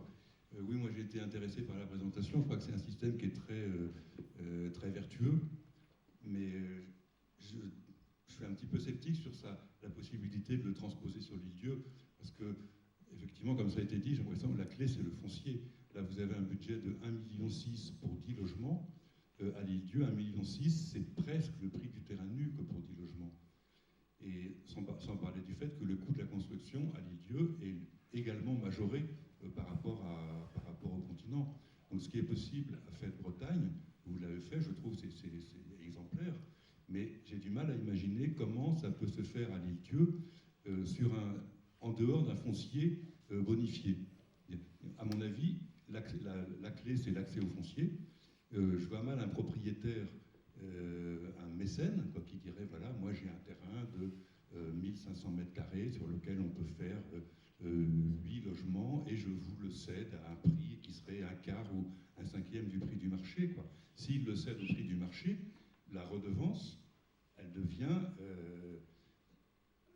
reste hors de la portée des futurs locataires. Donc à mon avis, ça suppose, ce dispositif-là, ça suppose l'intervention en amont d'une collectivité locale. Il faut qu'il y ait une politique foncière, il faut que la commune, et éventuellement avec ses partenaires, un office foncier solidaire, etc., un office public foncier, achète des terrains et le mette à disposition de coopératives d'habitants à un prix qui permette de monter des opérations avec un loyer de sortie accessible aux ménages auxquels ils sont destinés. Je vais faire deux réponses. Alors, la réponse utopiste. La réponse utopiste, c'est un modèle qui existe dans le sud de la France, une coopérative qui s'appelle Casalaise. C'est un propriétaire d'un grand terrain avec une maison dessus qui était tout seul, qui, voyant les difficultés de se loger autour de lui, a décidé de revendre son terrain et sa maison à une coopérative dont il fait partie. Pour deux raisons. La première, c'est qu'il avait beaucoup trop de terrain à entretenir.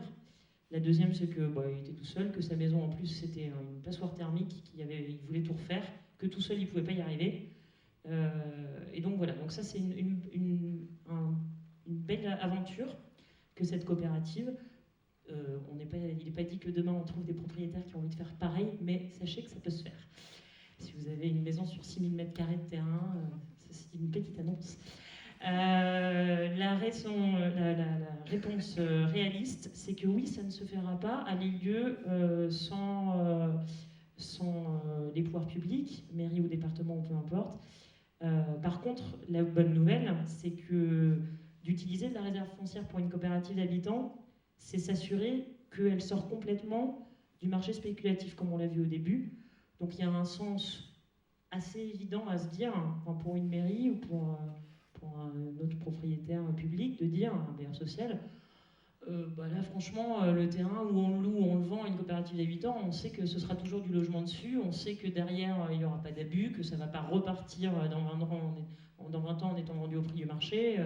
C'est plutôt rassurant, c'est plutôt des modèles sur lesquels je pense on peut convaincre une équipe publique de soutenir ce type d'initiative. Et c'est une utilisation du foncier public qui est plutôt saine, selon moi. Sauf si vous n'êtes pas d'accord, mais... Est-ce que je peux aussi apporter une réponse? Vous m'entendez? Oui, on t'entend bien. En fait, effectivement, la question foncière, en ce moment, elle est assez cruciale. Et c'est pour ça, je vous ai parlé de la recherche-action menée donc en ce moment, en fait, qu'on va commencer avec l'exemple de l'île de Ré, parce que effectivement, comme dans ces contextes-là, c'est encore plus tendu, c'est plus compliqué. Donc l'idée, c'est comment on arrive à adapter, c'est-à-dire on restera toujours sur un modèle de coopérative, l'idée, ça ne change pas, mais comment on peut adapter ce modèle-là pour faire entrer des parties prenantes différentes, et notamment les collectivités territoriales. Donc ça, c'est ce qu'on est en train d'essayer de penser, et espérons dans quelques mois, on reviendra vers vous avec des réponses. Mais en tout cas, dans des contextes comme ça, il ne peut pas y avoir de la création de logements sans l'intervention de tout le monde, de tous les acteurs sur place. C'est-à-dire à la fois les collectivités, à la fois les habitants et habitantes qui vont habiter le logement, mais les habitants de l'île, parce que quelque part, si les habitants de l'île investissent ou mettent de l'argent ou appuient ces projets-là, dans quelques années, ça assure le maintien des écoles, le maintien des services, etc. Or, si la spéculation continue à augmenter, moi, à l'île de Ré, en tout cas, ce qu'ils me disent, c'est qu'aujourd'hui, les habitants à l'année commencent à s'inquiéter de la fermeture des commerces de proximité, commencent à s'inquiéter sur la fermeture de l'EHPAD, des écoles, etc. Et du coup, tout le monde a intérêt pour ramener un prix plus bas et créer de l'offre, notamment de logements à l'année en locatif et de logements saisonniers pour les travailleurs saisonniers. Donc c'est là la réponse qu'on va essayer de trouver, qui est un peu plus large que la coopérative d'habitants. Donc voilà, on vous dira la suite, j'espère, dans quelques mois. On suivra ça avec attention. Et pour répondre sur le prix de la construction, Alain, oui, c'est certain que dans le coût actuel, ça va être très compliqué de faire du logement abordable. Néanmoins, comme l'expliquait Bruno et Sébastien tout à l'heure, ce qui peut s'envisager sur ce genre de montage, il y a beaucoup d'autoconstruction possible sur une coopérative d'habitants, l'idéal étant du chantier participatif avec des professionnels du bâtiment qui acceptent de former, d'encadrer des habitants, voire même des non-habitants, pourquoi pas sur du chantier participatif, c'est possible, hein, de venir se former sur un chantier pour pouvoir faire pareil après chez soi ou sur d'autres coopératives, et de pouvoir collectivement apporter une réponse à ce coût de construction pour faire naître ces projets. Est-ce qu'il y a d'autres questions? Oui?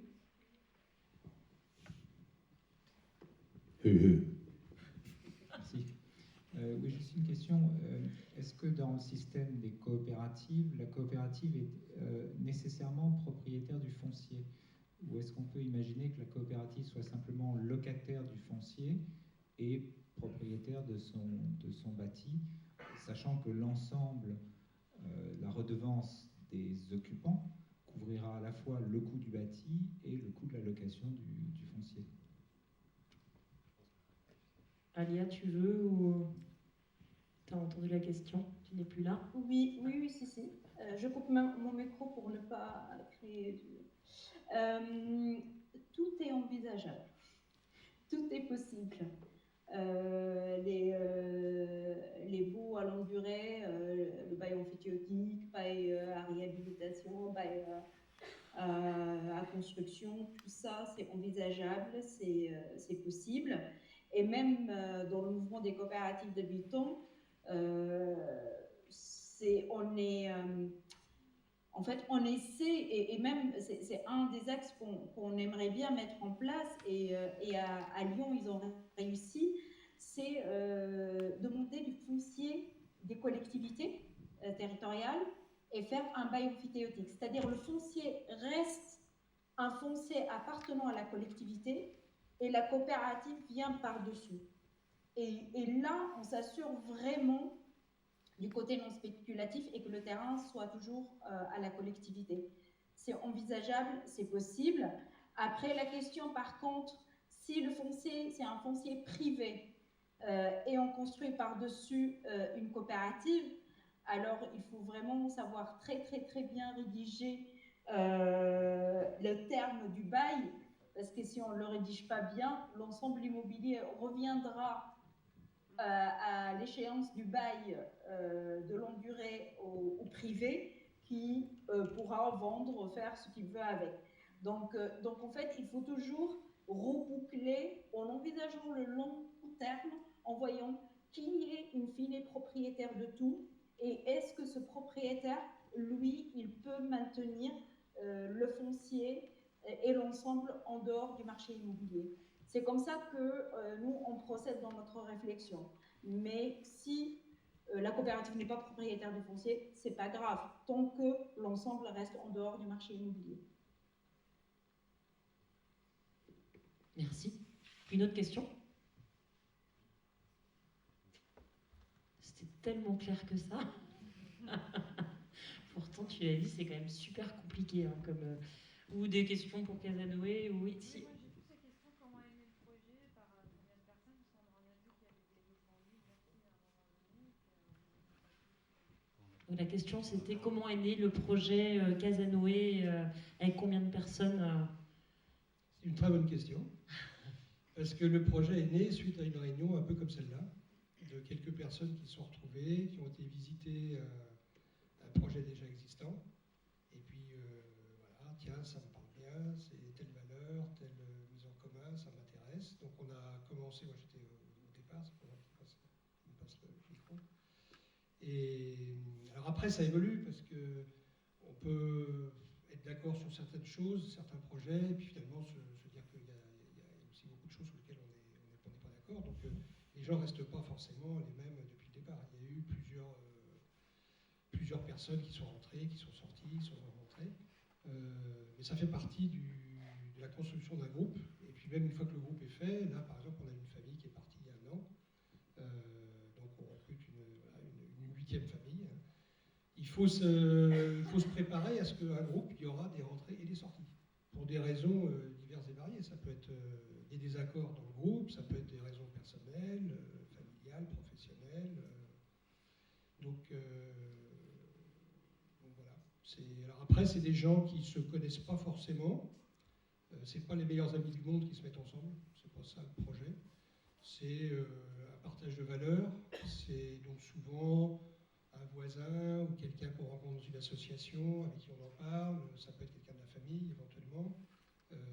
Ça peut être aussi lors de réunions à Nantes, il y a eu il y a quelques années les journées nationales de l'habitat participatif. Donc c'était l'occasion de communiquer un petit peu sur notre projet. Donc il y a eu 2 familles qui ont intégré le groupe et qui sont parties depuis. Voilà, parce que voilà. Ça se fait voilà, beaucoup par des réunions comme ça. Donc moi ce que je vous souhaite, c'est que suite à des réunions comme celle-là, un projet puisse émerger et que les autorités locales puissent vous soutenir largement, bien sûr. Nous, on a eu la chance, effectivement, d'avoir une commune et puis une communauté de communes qui nous ont soutenus, parce que comme c'était un bâtiment qui était à l'abandon depuis une dizaine d'années, ça faisait un petit peu tâche dans le village, quand même. Il y avait 1300 mètres carrés, quand même, qui partaient un peu en ruine. Donc ils étaient contents qu'il y ait un projet qui puisse se monter, qui commençait à déboucher. Donc on a été soutenus voilà, par une caution bancaire, par une subvention sur l'assainissement, et par le fait que la communauté de communes nous ait soutenus comme ça, fait que l'État nous a accordé du coup le PLS, que la banque a suivi. En fait, après, voilà, il faut dérouler, quoi. Quand vous commencez à avoir une première personne, une première institution qui vous suit, ça entraîne les autres, et puis vous arrivez à construire le projet. Il y avait une question là-bas. Non, moi je voulais juste faire une précision, c'est que et je pense qu'il faut prendre vraiment au sérieux ce type d'initiative, parce que le PLS, le prêt peut aller jusqu'à 40 ans. Et je pense que 40 ans, c'est de la visibilité, et donc ça, je pense que sur un schéma financier qui pourrait être fait, je pense que ça rentre en compte. J'ai une précision aussi par rapport au monsieur, je crois que tout ce qui est PLS, c'est la Caisse des dépôts et consignations qui, en fait, quand vous disiez, vous hésitiez tout à l'heure à aller vers le prêt privé, désolé, mais je pense que les aides à la pierre seront quand même l'argent le moins cher qu'on pourra avoir. Et avec une visibilité sur 40 ans, je pense que là, ça rendrait ce type de projet réalisable sur l'île-dieu.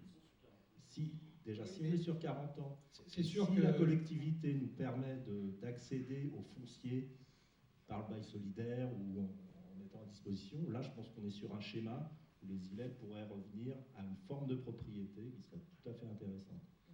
Voilà. Alors, et juste une deuxième question, parce que je voulais savoir si sur Oslo, vous mettiez les exemples de grandes villes qui avaient eu, où ce type de coopérative avait été réalisé, est-ce que ça avait permis de plafonner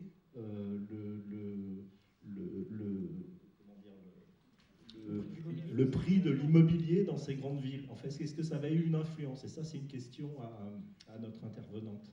Voilà, merci. Alors,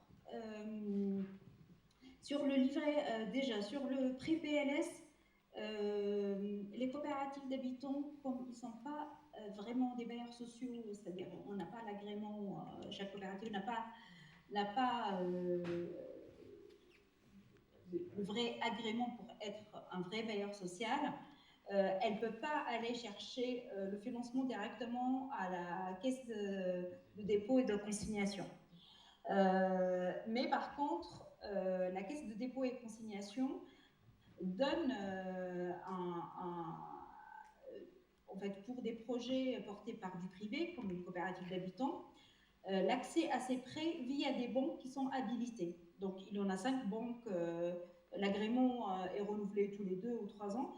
En tout cas, aujourd'hui, il y a 5 banques qui sont habilitées et qui peuvent distribuer ce prêt locatif social. Donc, et là-dessus, du coup, le taux de du PLS auquel est appliqué, qui nous est appliqué, c'est le taux de livret A plus un pourcentage bancaire qui est fixe, donc 1,11. Du coup, c'est pour ça le prêt est au-dessus un tout petit peu de ce qu'on peut imaginer. Mais par contre, effectivement, nous, on voit bien quand on commence à faire des montages, parce qu'on demande des prêts sur 40 ans, effectivement, le plan d'exploitation, on le fait sur 40 ans. Le plan de trésorerie sur 40 ans pour voir comment ça va fonctionner. Aujourd'hui, pour les coopératives qui sortent dans ce contexte-là d'aujourd'hui est compliqué, parce qu'elles rentrent sur des taux de livret A, même si c'est conjoncturel, c'est des taux de livret A importants. Ça va redescendre, mais aujourd'hui, elles doivent sortir ça. Or, les coopératives qui sont sorties, le village vertical qui est sorti en 2013, et il est sorti sur des livrets A bas, et ils ont constitué des provisions, parce qu'en fait, comme on est sur des prêts variables, la coopérative constitue des provisions pour pallier à cette variation de taux. Et du coup, ces coopératives d'il y a 10 ans, elles ont des provisions pour pallier aujourd'hui l'augmentation. Donc j'ai envie de dire, c'est vraiment pas de chance conjoncturelle pour les coopératives qui sont en train de sortir aujourd'hui. Peut-être celles qui sortiront dans 2 ans seraient plus favorables pour elles.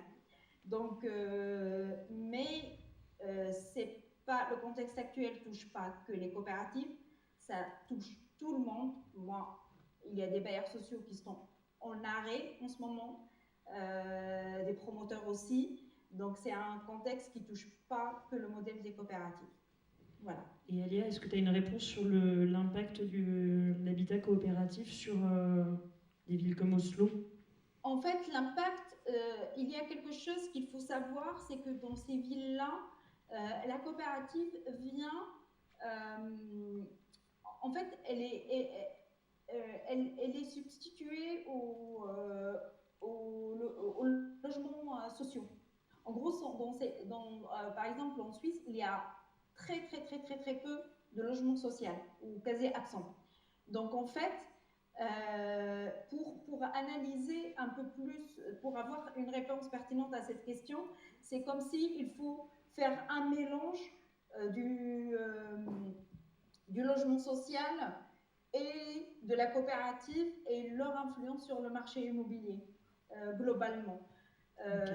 Donc, je ne peux pas savoir, aujourd'hui en France, c'est l'un des pays où il y a le plus de logements sociaux en Europe, en fait. C'est un des gros constructeurs de logements sociaux.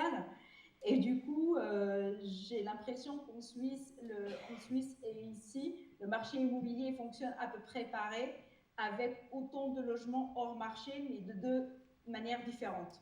Donc c'est ça le truc, c'est qu'il y a un biais quand même dans cette question-là et qui rend la réponse un peu plus complexe. Sébastien, Voilà. tu voulais ajouter quelque chose? Oui, je voulais répondre à une question qui a été posée discrètement sur l'impact aussi sur les loyers. Vu qu'on est en bailleur social, du coup les loyers sont plafonnés. Pour l'instant, je crois que c'est 8 € le mètre carré. Voilà, donc la maison typique est 94 mètres carrés et elle est à 720 €, quoi. Voilà. Sachant que ce qui est intéressant dans les coopératives, enfin dans l'habitat groupé, pardon, c'est de se dire finalement de quoi est-ce que j'ai réellement besoin comme espace. Et est-ce qu'il n'y a pas des choses qu'on peut mettre en commun, justement. Voilà. Donc on n'a plus besoin chacun d'avoir sa machine à laver, etc., dont on se sert une fois ou 2 fois par semaine. Ça fait des espaces communs, donc du coup ça réduit aussi la superficie, donc ça réduit Le coût global de la construction aussi, puisqu'on mutualise. Et le dernier point, quand on profite de prêt locatif social, c'est qu'on bénéficie d'une TVA à 10%, si je ne dis pas de bêtises.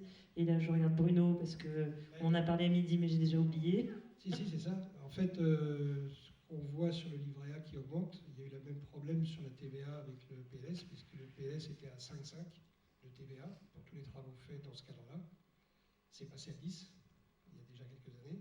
Donc c'est vrai que quand certains projets ont été conçus avec une TVA à 5,5 et qu'il a été réalisé une TVA à 10, ils ont eu le même problème que nous aujourd'hui. On construit un plan de financement sur un livret A de temps, parce que le banquier nous dit oh, le livret A il n'est pas prêt d'augmenter, vous êtes tranquille là-dessus. Et aujourd'hui, on se le prend, voilà, on n'est pas encore dans les logements, puis on se le prend déjà.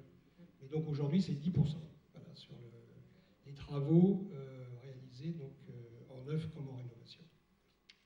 J'ai une question. On parlait du coût de l'immobilier, de la construction. Est-ce que l'intervenante elle est capable de savoir dans les villes où elle a accompagné des coopératives? Parce que quand on va construire à plusieurs, on va mutualiser l'architecte, on va mutualiser les achats, on va mutualiser des espaces. Donc globalement, on doit diminuer le coût de la construction, quoi. Est-ce qu'elle a une idée sur ce qu'elle a accompagné de dire, ah, tiens, globalement, pour vivre de la même manière, sur le coût de la construction, on arrive à gagner 30% ou 20% Parce que là, je pense qu'il y a aussi une solution par rapport à l'IDIE, quoi. On parle tout le temps du foncier, mais une coopérative, je pense qu'elle offre des solutions sur le coût de la construction. Alia, tu veux répondre? Oui. Effectivement, on voit que les prix de sortie des coopératives n'est pas du tout le prix de commercialisation du neuf sur Bordeaux. Même si aujourd'hui les coopératives, moi depuis que j'accompagne des projets, ça augmente parce que le prix de construction augmente, mais on reste en dessous des prix de commercialisation du neuf. Et ça, en grande partie, c'est la marge promoteur en fait, ou la marge constructeur qu'on enlève en grande partie. Et après chaque projet est particulier. Il y en a des projets qui sont économes en espace, c'est-à-dire qu'ils mutualisent les buanderies, ils enlèvent l'espace qui aurait été dédié à ça. Il y en a d'autres qui le conservent. Donc moi, tout le travail qu'on essaie de faire, c'est de faire prendre conscience au collectif que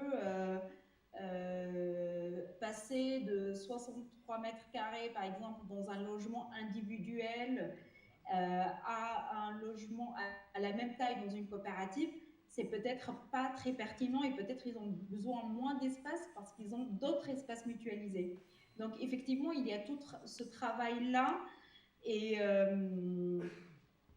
qui existe, mais après je peux pas donner un pourcentage.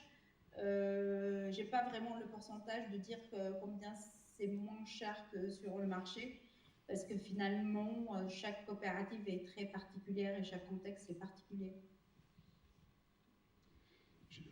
Je vais juste ajouter, peut-être on va aussi, naturellement, puisqu'on parle de finances là, on va gagner sur le prix de sortie, etc. Il faut compter que c'est beaucoup de temps. Voilà, c'est beaucoup de temps. On est autopromoteur et on est en collectif, il faut prendre des décisions, c'est beaucoup de temps. bien compléter aussi là-dessus. Nous, on a un peu un contre-exemple sur les économies d'échelle. C'est ce qu'on pensait au départ. On espérait diminuer de 20%, par exemple.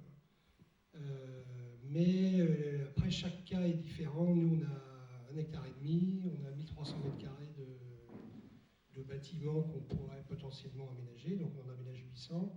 Donc, on a 500 mètres carrés de collectif, mais sur lesquels on ne fait pas de travaux, quoi. On les prend en état. Mais comme il y a une contrainte de la structure du bâtiment, c'est des vieilles bâtisses, finalement, la rénovation, ça coûte assez cher quand le bâtiment est assez mal foutu pour accueillir des logements. Et je ne pense pas qu'on ait fait beaucoup d'économies à être ensemble. C'est un peu le contre-exemple. Après, il y a une autre question qui est plus individuelle. On s'est aperçu que chacun projette le collectif. Donc, il veut du collectif, la buanderie, l'atelier, on fait un coworking, on fait une salle commune, on a un grand jardin. On a du mal à réduire son propre logement. C'est-à-dire qu'au départ, on était parti sur... on fait que des pièces utilisées, on va dire, à l'année, et non pas juste à la saison. Donc, pas de chambre d'amis. Il y avait un peu ça en tête. Bon. Et finalement, chacun, d'une manière ou d'une autre, a dit, bah oui, moi, ça me sert de bureau. Alors, je vais faire une chambre d'amis bureau. Et finalement, on s'est retrouvé avec des logements assez grands, et avec en plus du collectif. Et ça, c'est un travail sur soi à faire. C'est d'accepter que le logement de ses rêves, c'est pas ça qu'on va faire. On n'est plus dans un logement uniquement individuel, parce que comme il y aura des parties collectives, il faut les intégrer à sa manière de penser son propre logement. Donc on a des logements qui vont de 70 mètres à 135 mètres carrés. Mais c'est aussi le bâti qui veut ça. C'est-à-dire que quand l'architecte, on lui dit je veux un logement de 90 mètres carrés, il vous dit ben non, ce sera 70 ou 120. Je ne peux pas vous le faire à 90. Après, voilà, est-ce qu'on est prêt à réduire ou est-ce qu'on veut se laisser une marge? Voilà. Donc c'est aussi un processus, la construction d'un projet coopératif. C'est un petit peu modifier l'appropriation d'un logement. Ouais. Il me semble qu'un projet d'habitat un peu coopératif, donc assez similaire à ce modèle, se profile sur l'île Dieu. Est-ce qu'on peut en avoir des nouvelles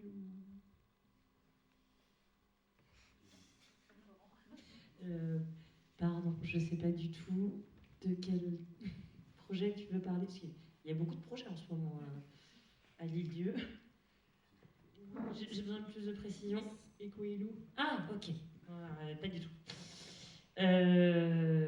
Oui, alors ça c'est un autre sujet, c'était l'habitat réversible. Effectivement, il y avait toute une dimension participative sur ce projet. Alors je parle au passé, c'est pas forcément bien d'en parler au passé. C'est juste que... Stand-by. Un peu en stand-by, oui, pour des raisons un peu diverses et variées, notamment une, c'est que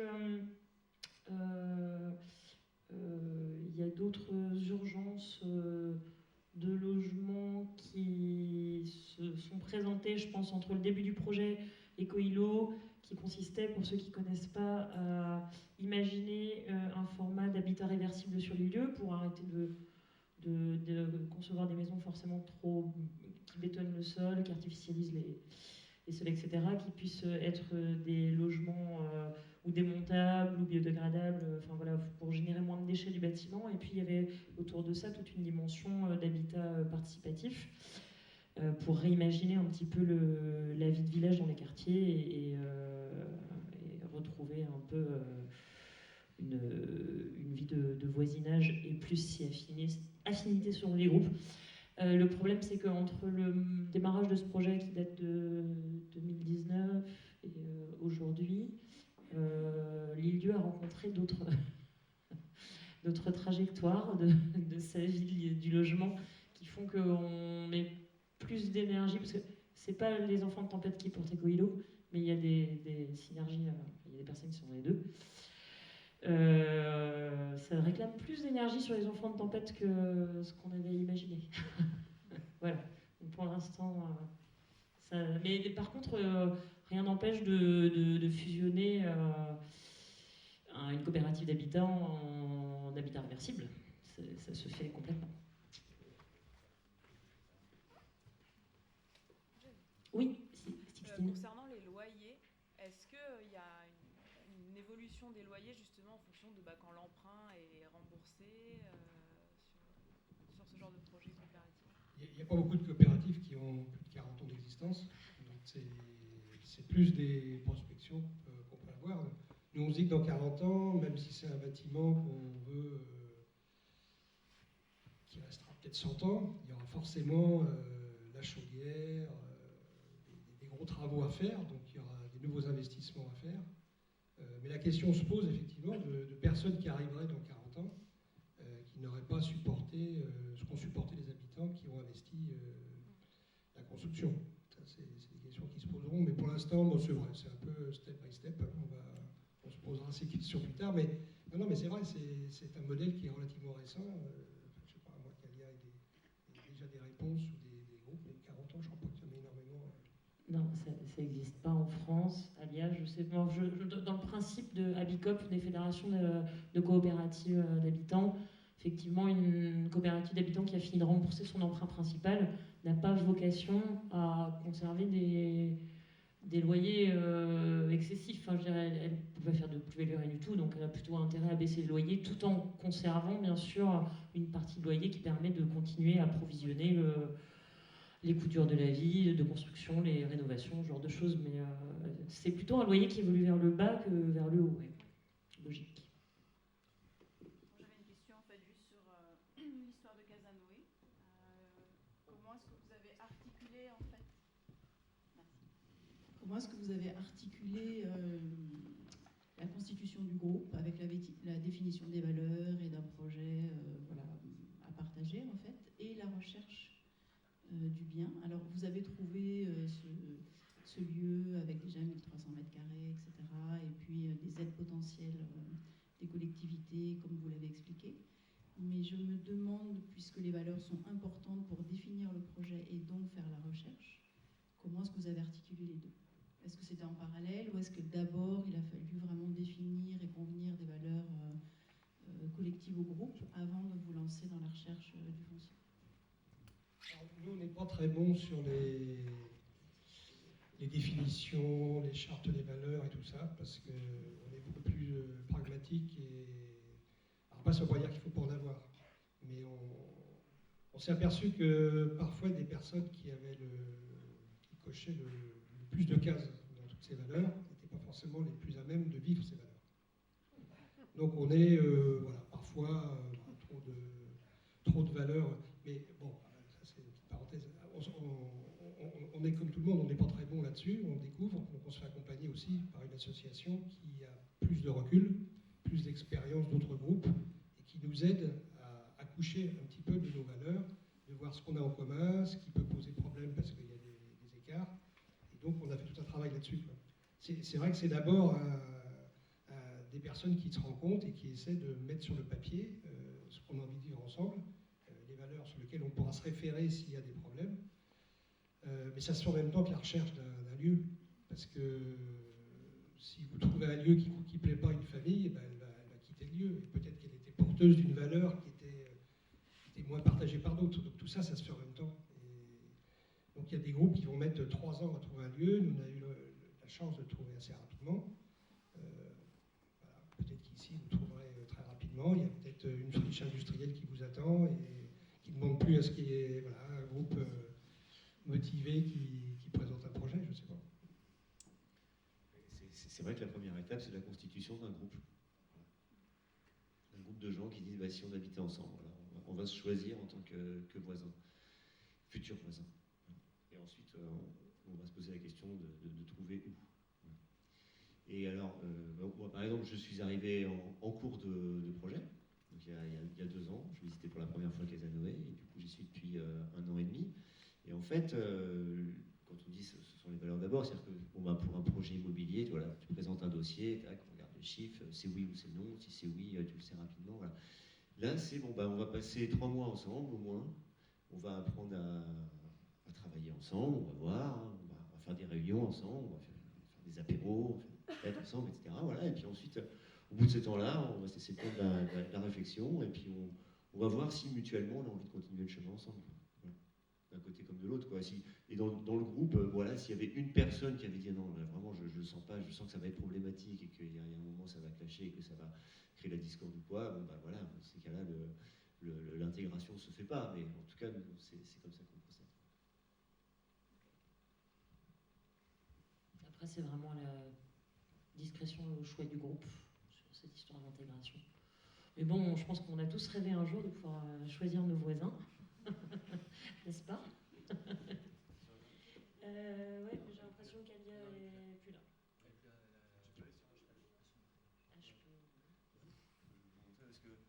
Du coup, comme disait Bruno, on se fait accompagner par une association, c'est HPO, Habitat Participatif. Ouais.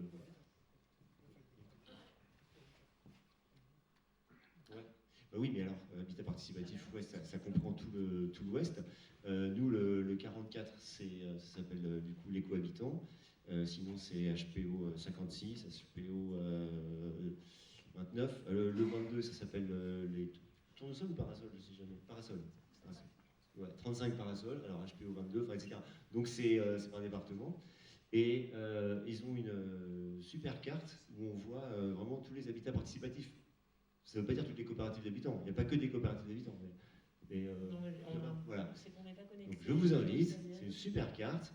Et on voit qu'il y en a beaucoup. Et on se dit, pourquoi pas nous aussi un jour? Pourquoi pas vous? Voilà. Et on peut qu'encourager à aller rencontrer. Alors là, aujourd'hui, vous organisez une réunion et c'est nous qui venons, mais sinon, il faut se déplacer, il faut aller voir, comme tu disais, Bruno, vous êtes allé voir d'autres projets qui étaient déjà en construction. Il y en a d'autres qui sont déjà livrés, déjà finis. Il y a déjà des habitants qui habitent dans leur coopérative d'habitants.